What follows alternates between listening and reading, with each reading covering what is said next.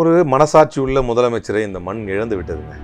வேதனையாக இருக்குது. சில இது சொன்னால் திமுககாரங்க ஓட்டு போட்ட மக்களை திட்டுறாங்கன்னு திருப்புறாங்க. திட்டலை, வேதனையாக இருக்குது. ஒரு மனசாட்சி உள்ள முதலமைச்சர் நடந்தது தப்பு, அஜித்குமார் கொலை. ஆனால் அதுக்கு வேதனைப்பட்டார், அந்த குடும்பத்தில் மன்னிப்பு கேட்டார். இப்படி ஒரு சம்பவம் நடந்ததாகவே எனக்கு தெரியாதுங்கிற ரேஞ்சில் ஒருத்தர் சுற்றிட்டு இருக்காரு முதலமைச்சர். ஓட்டுக்காக எவ்வளவு கீழ்த்தரமாக இவர் கடந்த காலங்களில் இறங்கியிருக்கிறார் என்பதை மக்கள் பார்க்கிறார். ஆட்சிக்கு 3வது நாள் டெண்டரில் ஒரு முறைகேடாயிருக்குன்னு சொல்லி வெளியே வந்துச்சு. அது இல்லைன்னு முட்டு கொடுத்தாங்க. அதுக்கப்புறம் அந்த டெண்டரை கேன்சல் பண்ணார் புஷியானந்த்.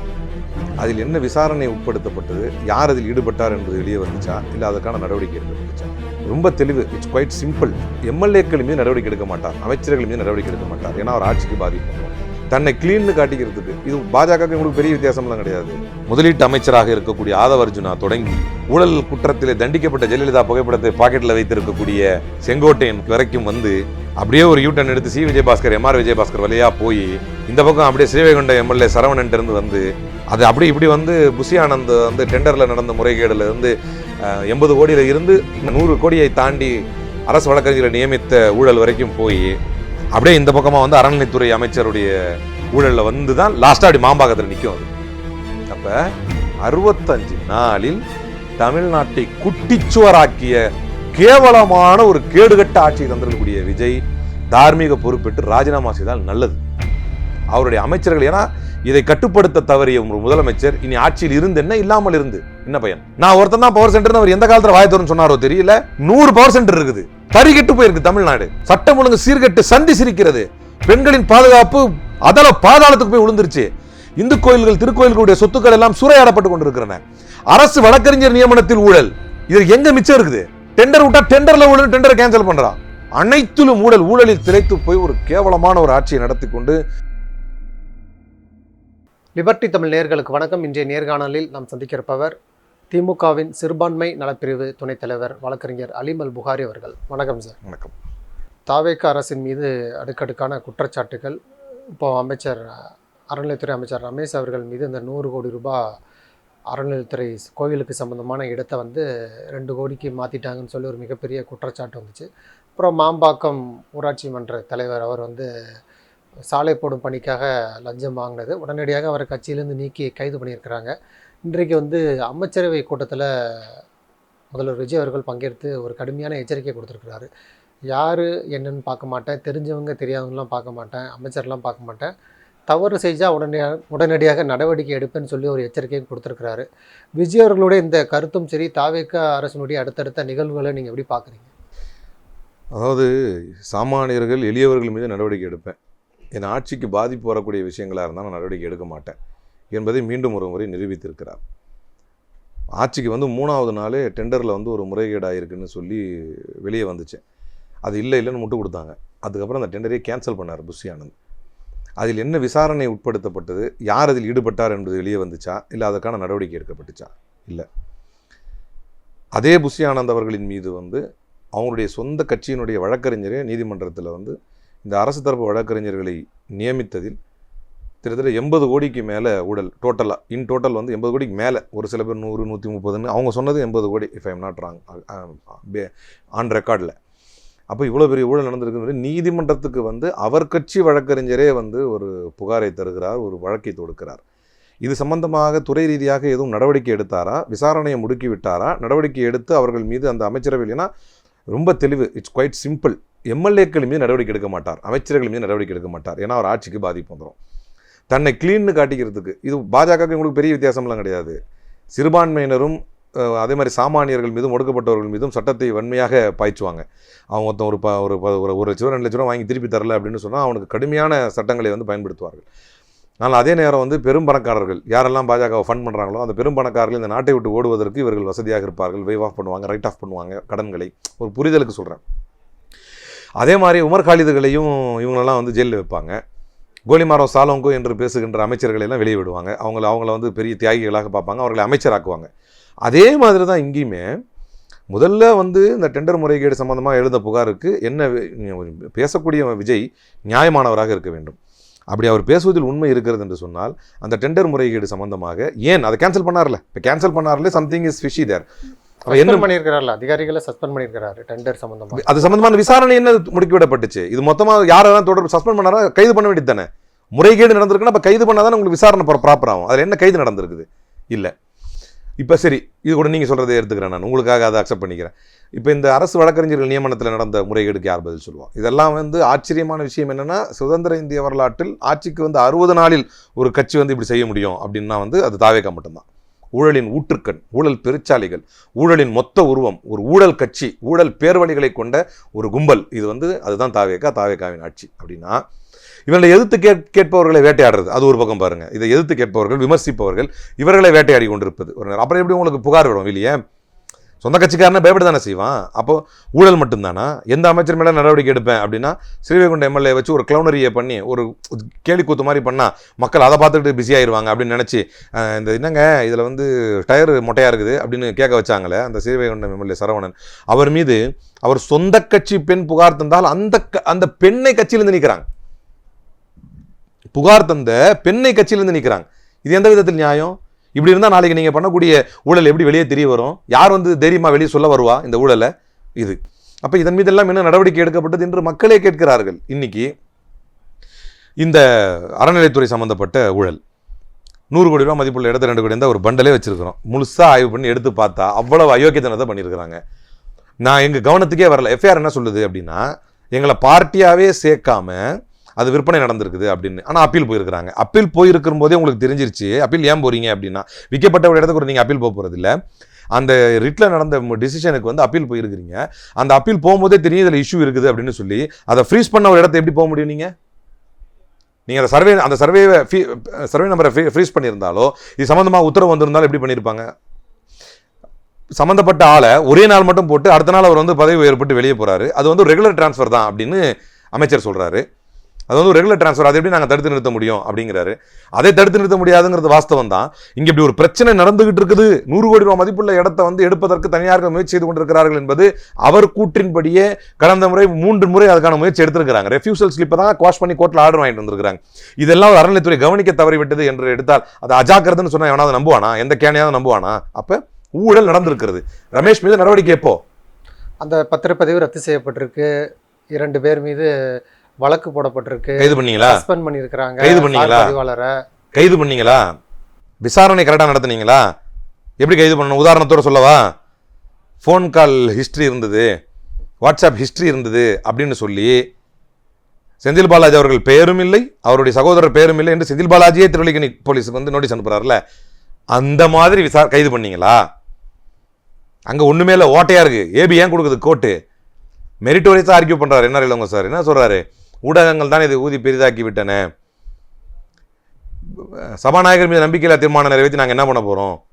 இந்த 15 எம்எல்ஏஸ் வச்சு நாங்கள் என்ன? இதெல்லாமே பியூர் லாஜிக். இது எல்லாமே அப்படி இருந்தும் மாஞ்சி பாஞ்சி கைது செய்யறது ஒரு நடவடிக்கை எடுத்தீங்க பார்த்தீங்களா? அந்த மாதிரி ஒரு நடவடிக்கையை இந்த அறநிலைத்துறைக்கு சொந்தமான இடத்தை அபகரித்த அயோக்கியர்களின் மீது, அதற்கு உடந்தையாக இருந்த துறை ரீதியான நபர்களின் மீது, அதை கண்டுகொள்ளாமல் இருந்த அமைச்சர் மீது என்ன நடவடிக்கை? இல்ல, 1 இன்ச்சு கூட கோயில் நிலத்தை விட்டு கொடுக்க மாட்டோம்னு சொல்றாங்க. நீங்க ஒரு ஏக்கர் 40 சென்ட் இல்ல, இதுல அமைச்சர் ஏதோ சொந்தக்காரங்களுக்கு மாத்திட்டாருன்னு சொல்லி ஒரு ஆளும் கட்சிக்கு எதிராக ஒரு கரையை உண்டாக்கணுங்கிறதுக்காக இது போன்ற குற்றச்சாட்டுகளை முன்வைக்கிறாங்க எதிர்கட்சி. கைது பண்ணி நிரூபிங்க. நான் வேற எதுவுமே சொல்லலை. கைது பண்ணுங்க சார். சார் எஃப்ஐஆர்ல என்ன இருக்குது? எங்களை பார்ட்டியா சேர்க்காம தரப்பட்ட ஒரு வழக்கில் பெறப்பட்ட தீர்ப்பை வச்சா இதை செஞ்சாங்க. இதெல்லாம் முட்டாள்தனம்.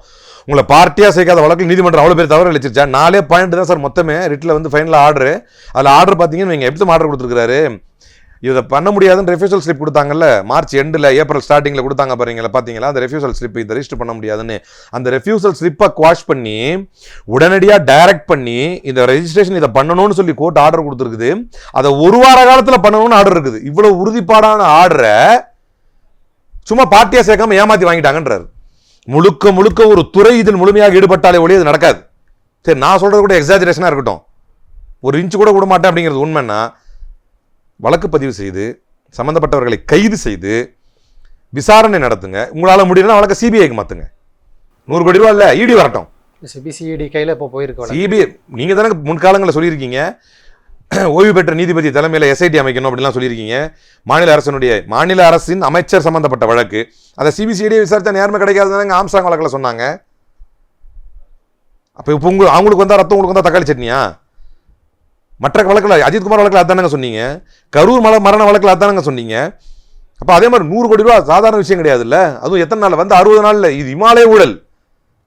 அப்போ ஊழல் என்பதை பற்றியோ முறைகேடுகள் என்பதை பற்றியோ பெண்களுக்கு எதிரான தவறுகளில் தாவேக்காவினரே ஈடுபடுவது பற்றியோ அதில் அவருடைய சொந்த கட்சி எம்எல்ஏவே ஈடுபடுவது பற்றியோ பேசுவதற்கு அடிப்படை அருகதையற்றவராகிறார் விஜய்.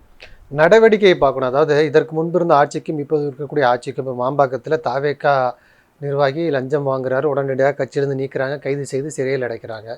அமைச்சர் இந்த பத்திரப்பதிவு ஊழல் வெளியே வந்தோன்னா வெளிப்படையாக நடவடிக்கை பாயுது, வெளியே வருது. இது போன்ற நடவடிக்கைகள் திமுக ஆட்சியிலோ இதற்கு முன்பு இருந்த ஆட்சியிலோ இல்லை. தாவேக்கா ஆட்சியில் உடனடியாக ரியாக்ஷன் இருக்குன்னு சொல்கிறாங்க.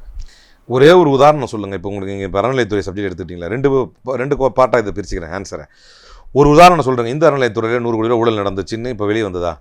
இதை மாதிரி சேகர்பாபு அவர்கள் இந்த அறநிலையத்துறை இருக்கும்போது ஊழல் என்று நடந்த ஒரு உதாரணத்தை சொல்லுங்கள். மற்றபடி வழக்கு பதிவு செஞ்சப்பட்டது இல்லையா? மற்றபடி என்ன நடந்ததோ, டிவிஎஸ்சினா டிவிஎஸ்சிக்கான வழக்கு.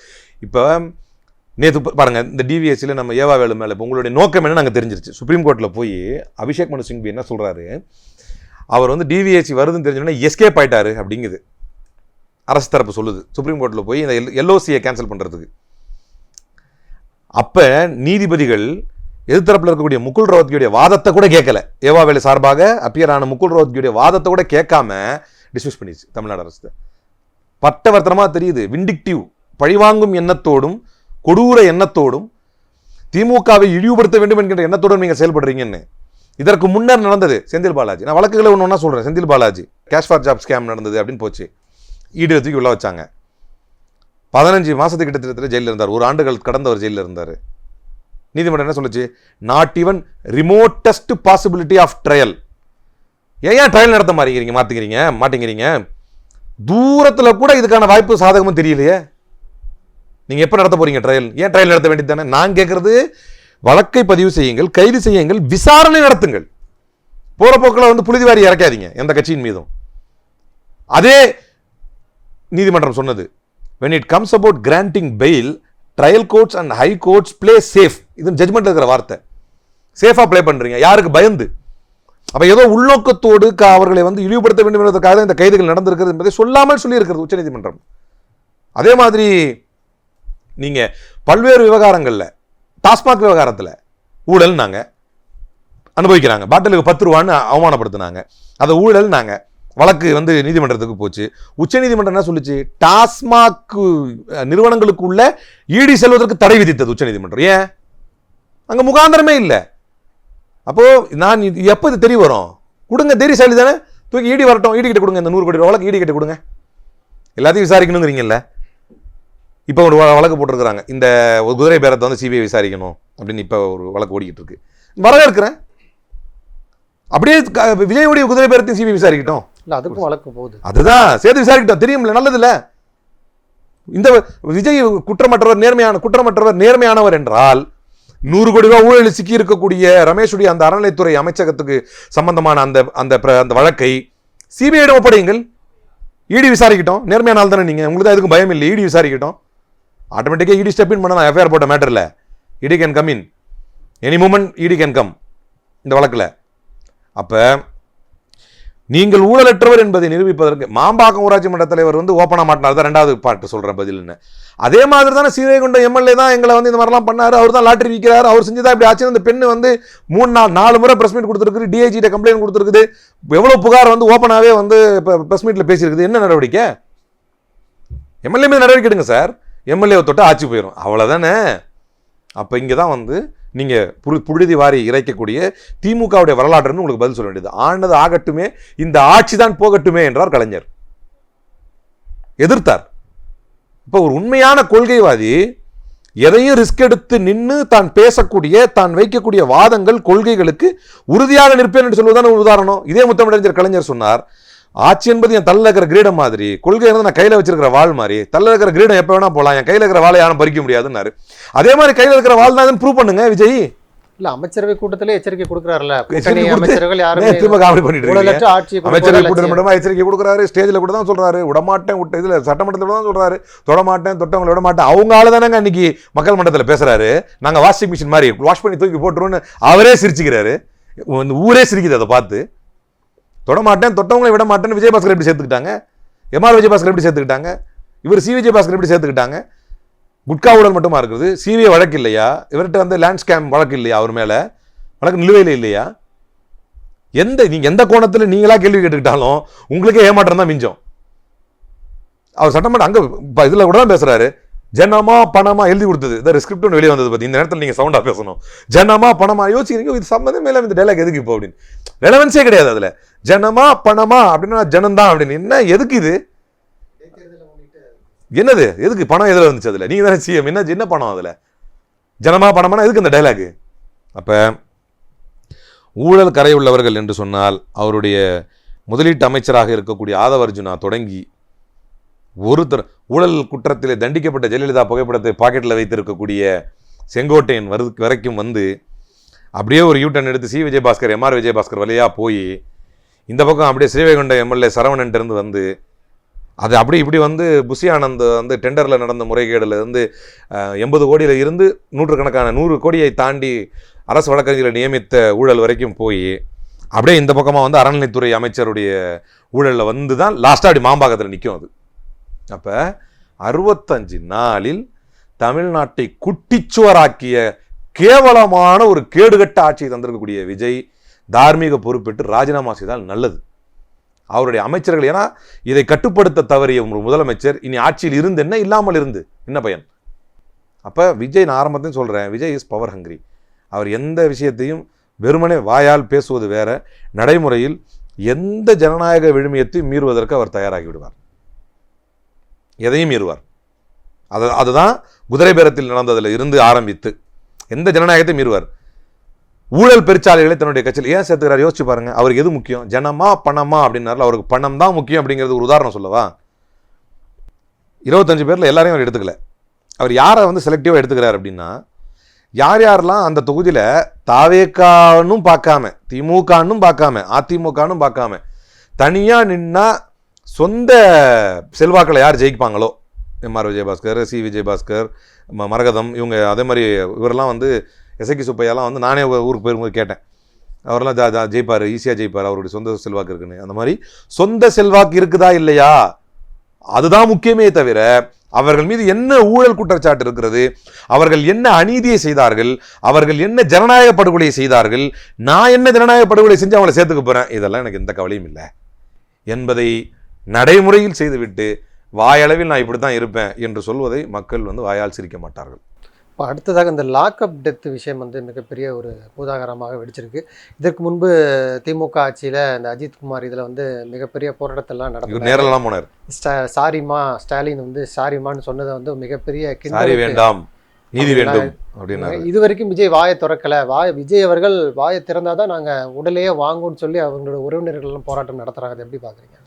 ஒரு மனசாட்சி உள்ள முதலமைச்சரை இந்த மண் இழந்து விட்டதுங்க. வேதனையாக இருக்குது. இது சொன்னால் வந்து திமுககாரங்க வந்து ஓட்டு போட்ட மக்களை திட்டுறாங்கன்னு திருப்புறாங்க. திட்டலை, வேதனையாக இருக்குது. ஒரு மனசாட்சி உள்ள முதலமைச்சர், நடந்தது தப்பு, அஜித்குமார் கொலை. ஆனால் அதுக்கு வேதனைப்பட்டார், அந்த குடும்பத்தில் மன்னிப்பு கேட்டார். இப்படி ஒரு சம்பவம் நடந்ததாகவே எனக்கு தெரியாதுங்கிற ரேஞ்சில் ஒருத்தர் சுற்றிட்டு இருக்கார் இப்போ முதலமைச்சர். ஓட்டுக்காக எவ்வளவு கீழ்த்தரமாக இவர் கடந்த காலங்களில் இறங்கியிருக்கிறார் என்பதை மக்கள் பார்க்கிறார். வாக்கை பெறுவதற்கு தானே தவிர, ஆட்சியில் நிலைப்பதற்கு தானே தவிர வேறு எதுக்கும் இல்லை. நேற்று வந்து புழலில் ஒரு மரணம், புழல் சிறைக்குள்ள ஒரு மரணம். ரெண்டாவது, இன்றைக்கு காட்டாட்சி நடத்தக்கூடிய விஜய் அவர்கள் தன்னுடைய போலீஸை ரொம்ப ஃப்ரீயாக விட்டு வச்சிருக்காரு. முக்தார் அடித்தாங்கங்க. அந்த பையன் இன்னொருத்த விஜய் தவறாக பேசினான்னு சொல்லி ஒரு சாஃப்ட்வேர் எம்ப்ளாயி பையன், அந்த பேர் ஞாபகம் இல்லை, அந்த பையன் அடிச்சதில் ஒரு கண்ணு பார்வை மங்கி போயிடுச்சுங்க அந்த பையனுக்கு. இந்த அன்பானந்தம் மேட்டரில் வந்து நானே போலீஸ்கிட்ட கேட்டேன். இப்போ நான் ஜட்ஜிகிட்ட, இப்போ நான் வந்து போலீஸ் இதில் கோர்ட்டில் சரண்டர் கொடுத்தா என்ன ஆகும், யார்கிட்ட கொடுப்பாங்க? ஜட்ஜின்னு அவர்கிட்ட கூட்டு போவார், உங்கள்கிட்ட தானே கொடுப்பாங்க அப்படின்னு. அதை தாண்டி அந்த வாசலில் நின்று அவ்வளோ பேர் ரப்சை எது கிரியேட் பண்ணுறான் தெரியுமா? கூட்டு போய் அடிக்கணும். இதை அடிக்கிறா சாவறான் மக்கள். இந்த காவல்துறைக்கு யார் இந்த அதிகாரத்தை கொடுத்தது? அப்போ இன்னைக்கு விஜய் தலைமையிலான காவல்துறை தரிகட்டு இருக்கிறது. எதை வேண்டுமானாலும் செய்யலாம். பொய் வழக்கு நேற்று பாருங்க, நீங்கள் செய்தால், நான் திமுக செய்தால் ஊழல், நீங்கள் செய்தால் தவறா, இவ்வளோதான் கேட்டான் அந்த பையன். இதை நியாயமாக ரிமாண்ட் பண்ண முடியாது. சரவணன் சார் போய் பயங்கரமாக ஆர்கியூலாம் பண்ணியிருக்காரு. ஆனால் ஒரு முன்முடிவோடு, ஏன்னா தொடர்ந்து 5-6 விஷயத்தில் இந்த மாதிரி மொக்க வாங்கிட்டாங்க. இது ரிமாண்ட் செய்ய வேண்டிய விஷயமே கிடையாது. அதில் போட்டிருக்கிற எந்த செக்ஷனுமே ரிமாண்ட் பண்ண வேண்டிய அவசியமே கிடையாது. பல்வேறு உச்சநீதிமன்றத்தினுடைய வழிகாட்டுதல் இருக்கிறது சட்டப்பூர்வமாக பார்த்தா. அதையெல்லாம் தாண்டி ஒருத்தர் பழி வாங்குறதுக்காக சிறையில் அடிப்பது மட்டுமில்ல, ஒரு மாற்றுத்திறனாளியை கைது பண்ணி கூட்டு போனாங்க. அவரை போட்டு அடிச்சு, அவரை உதைச்சு, இப்படி அடிக்கிறதா செத்து போறான் ஆளு. நியாயம் கற்பிக்கிறாங்க. குட்கா வித்தான்னு கூட்டு போனோன்னு அடிச்சு கொண்டீங்களே. குட்கா வழக்குக்கு வந்து டிஜிபி முதற்கொண்டு செந்தில்வேல் சார் போட்டிருந்தார் பாருங்க. டிஜிபி முதற்கொண்டு செட்டிங் பேசி அந்த பிளாக் டைரியில டிஜிபி பேர் இருக்குது, அந்த எம்டிஎம் கம்பெனி கொடுத்துருக்குறான். மொத்த குட்கா சப்ளை பண்ணவரே கூட்டு சேர்த்துக்கிட்டீங்களே அப்படின்னு சிபிஐ வழக்கு இருக்குது. அவர் கூட்டு சேர்த்துக்கிட்டீங்களே. ஆனால் பாவம் ஏதோ ஒரு தான் சொல்கிறேன், ரீட்டைலர் மாம்பாக்கத்தை நடவடிக்கை எடுத்துருவாங்க, ரீட்டைலரை வந்து நடவடிக்கை எடுத்துருவாங்க மாம்பாக்கத்தில் இருக்காருன்னு. ஹோல்சேல் பண்ணுற இவரை ரமேஷையோ புசி ஆனந்தையோ ஆதவர்ஜனாவையோ ஸ்ரீவைகுண்டம் சரவணனையோ கைது பண்ண மாட்டாங்க, எந்த நடவடிக்கை எடுக்க மாட்டாங்க. அப்போ என்ன வித்தியாசம் இது? அப்போ அதிகார பசியில் அதை நிலைநிறுத்திக் கொள்வதற்காக சொல்லக்கூடிய பொய் தான் இது என்பதை வந்து இன்னைக்கு லாக்அப் டெத் ஆகியிருக்கக்கூடிய அந்த பையன் வீட்டுக்கு போகலை. நான் காவலர்கள் கைது பண்ணியிருக்கிறாங்களே, வார்டன்களை கைது பண்ணி உள்ளே வச்சிருக்கிறாங்க. சாரி வேண்டாம் நீதி வேண்டாம்னு அவர் வேணும்னு கேட்டார்ல, அப்பவும் கைதெல்லாம் பண்ணியாச்சு அஜித்குமார் விஷயத்தில். அப்போ என்ன நீதியை கேட்டுக்கிட்டு இருந்தார் இவர்? பதில் சொல்லுங்க, என்ன நீதியை கேட்டுக்கிட்டு இருந்தாரு? அப்போ இட்ஸ் குவைட் சிம்பிள். அதிகாரத்துக்கு வருவதற்காக ஒரு நேர்மையான ஆட்சியை குற்றம் பிடித்தார் விஜய். ஆங்காங்கே நடக்கக்கூடிய ஏற்றுக்கொள்கிறேன் தவறுதான், அந்த தவறை ஊதி பெரிதாக்கினார். ஒரு நல்ல ஆட்சியாளரை, ஒரு நல்ல மனிதரை தமிழ்நாடு வந்து முதலமைச்சராக இருந்தவரை இழந்து தவித்துக் கொண்டிருக்கிறது. தனக்கு கீழே என்ன நடக்குதுன்னே அவருக்கு தெரியாதுன்னு தினந்தோறும் ஜூனியர் வீடு எழுதுறான், தினந்தோறும் குமுதம் எழுதுறான், பத்திரிகை எழுதிக்கிட்டே இருக்குது. நான் ஒருத்தன் தான் பவர் சென்டர் அவர் எந்த காலத்தில் வாயத்தோறுன்னு சொன்னாரோ தெரியல. 100 பவர் சென்டர் இருக்குது. தறிகெட்டு போயிருக்கு தமிழ்நாடு. சட்டம் ஒழுங்கு சீர்கெட்டு சந்தி சிரிக்கிறது. பெண்களின் பாதுகாப்பு அதல பாதாளத்துக்கு போய் விழுந்துருச்சு. இந்து கோயில்கள் திருக்கோயில்களுடைய சொத்துக்கள் எல்லாம் சூறையாடப்பட்டு கொண்டிருக்கிறன. அரசு வழக்கறிஞர் நியமனத்தில் ஊழல். இது எங்க மிச்சம் இருக்குது? டெண்டர் விட்டா டெண்டர்ல ஊழல், டெண்டரை கேன்சல் பண்றான். அனைத்திலும் ஊழல். ஊழலில் திளைத்து போய் ஒரு கேவலமான ஒரு ஆட்சியை நடத்தி கொண்டு முந்தைய ஆட்சி, அதான் நான் என் வார்த்தையில சொல்றதை விட கன்க்ளூசிவா உமா ஆனந்த் போடுறது நேற்று ஒரு ட்வீட்டு, இந்த ரமேஷோட கம்பேர் பண்ணும்போது சேகர் பாபு ஏஞ்சல்னு சொல்லலான்னு தோணுது. இதான் யதார்த்தம். ஒரு பெரிய யோக்கிய சிகாமணி சட்டமன்றத்தில் எந்திரிச்சு மல்டி லெவல் பார்க்கிங் கட்டினது ஏன் தேவையா என்று கேட்ட நீங்கள், அவர் என்ன பண்ணாரு? இவர் வாதப்படியே மாசத்துக்கு 500 பேர் கூட வராத கோயிலுக்கு கக்கூஸ்ல பேச எவ்வளவு பேர் யூஸ் பண்ணிட போறாங்க? மாசத்துக்கு 500 ஒரு நாளைக்கு எவ்வளவு? 50 பேர் கணக்கு வரும். என்ன கேட்டா கரெக்டா இல்லையா? அப்போ அதுவும் அதிகம். 50 பேர் கூட வராது ஒரு நாளைக்கு. மாசத்துக்கு 500 பேர் வரக்கூடிய கோயில். அதுக்கு ஏன் அப்படின்னா கோயில் நிர்வாகத்துக்கு ரெவன்யூ ஜென்ரேட் பண்ண முடியும் அப்படின்னா எடுத்து ஒரு அது குன்னூர் வந்து சுற்றுலாத்தலம், எவ்வளோ பேர் சுற்றுலாத்தலம் யாருக்கு தெரியாது, அதை தாண்டி தான் ஊட்டிக்கு போக முடியும். அப்போ அதை ஒரு நல்லதை செஞ்ச மனுஷனையே எழுப்பி நின்று நம்ம கெட்டதை தப்பு செஞ்ச மாதிரி கேட்டிங்களே, மோனையில் சட்டமன்றம் வரட்டும் கூடட்டும், என்னமோ நல்லது செஞ்ச மனுஷங்களே எழுப்பி நின்று அப்படி கேட்டிங்களே. அப்போ நான் என்ன சொல்கிறேன்னா, உங்களை எதிர்க்கின்றவர்களை குரலை நசுக்குவதற்கு பொய் வழக்குகள் போடுவது இல்லாத போல. இப்போ அன்பானந்த வழக்கில் 5 செக்ஷனில் 4 செக்ஷனே எடுபடாதுன்ட்டார் ஆர்டர்லேயே. பொய் தானே அப்போது? போலீஸ் ஏன் அப்படி தெரிஞ்சுக்கிட்டு தானே போடுது? நல்லபாலு கேஸுடைய டைரக்ஷன் படி நம்ம போய் இன்றைக்கி அவன்கிட்ட கம்ப்ளைண்ட் கொடுத்தா லீகல் ஒப்பீனியன் நாங்கள் கொடுத்துருக்குறோம். இதே தாவேக்காக்கு அகேன்ஸ்டாக 2-3 கம்ப்ளைண்ட்ஸ் கொடுத்துருக்குறோம். அதில் வந்து இப்போ கூட கேளுங்க, ஃபோன் பண்ணி சிஎஸ்ஆர் போட்டிங்க என்னங்க ஆச்சு? லீகல் ஒப்பீனியன் போயிருக்கு. லீகல் ஒப்பீனியன் வாங்கணும். அப்போ லீகல் ஒப்பீனியன் வாங்கி தானே போட்டிருப்பீங்க. அப்போ இல்லாத பொல்லாத 4 செக்ஷனு. எவனாவது கேள்விப்பட்டதா சொன்னா, எவனோ ஃபோனில் பேசினா புரிய ஐபிடிஎஸ் திருநாவுக்கரசரை புடி, செந்தில் பாலாஜி தம்பியை தேடு, செந்தில் பாலாஜி வீட்டுக்கு போய் அவங்க வயசான அம்மா கிட்ட கூட சம்மனை கொடு, ஏவா வேலு நல்லா அப்பியர் ஆகிட்டு இருக்கிற மனுஷன் தொடர்ந்து சிங்கப்பூர் போயிட்டு வந்து ஓடு ஓடு ஓடு ஓடுனார். நியாயமாக யார் ஓடுனது? அவர் வந்துட்டார்.